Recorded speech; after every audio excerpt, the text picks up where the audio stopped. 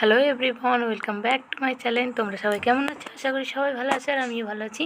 প্রায় অনেক দিন পরে একটা ছোট্ট একটা ব্লগ নিয়ে চলে আসলাম।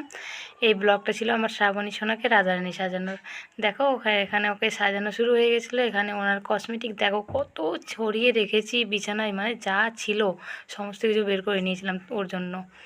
এখানে আমার যা সাজাচ্ছিল আর আমরা দুজন মিলে সাজাচ্ছিলাম। ও শাড়িটা পরিয়ে দিয়েছিলো, হালকা মেকআপ আমি করিয়েছিলাম, কিছুটা ও করেছিল, মানে দুজন মিলে হাতে হাত লাগিয়ে সাজাচ্ছিলাম।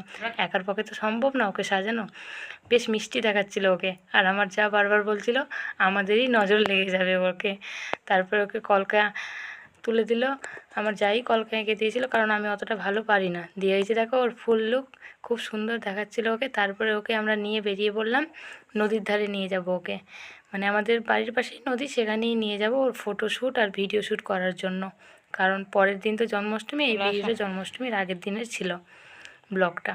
আর এখানে আমাদের বাড়ির আশেপাশের ছেলে মেয়েগুলো সব, বউগুলো সব দেখতে এসেছিলো ওকে কেমন দেখাচ্ছে দেখে। সবাই খুব সুন্দর বলছিল। তারপরে দেখো কি সুন্দর আদু আদু পায়ে আমার সোনামা হেঁটে নামছিল, দেখতে যা লাগছিল না, খুব মিষ্টি দেখাচ্ছিল ওকে। রাধারানী সেজে খুব সুন্দর লাগছিল।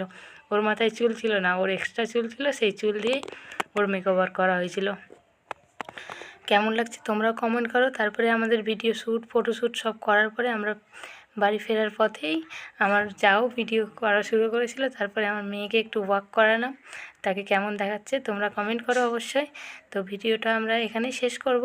ছোট্ট একটা ব্লগ তো, প্রায় অনেক দিন পরেই শেয়ার করছি তোমাদের সাথে, আর তেমনভাবে কোনো ব্লগ ভিডিও দেওয়া হয় না।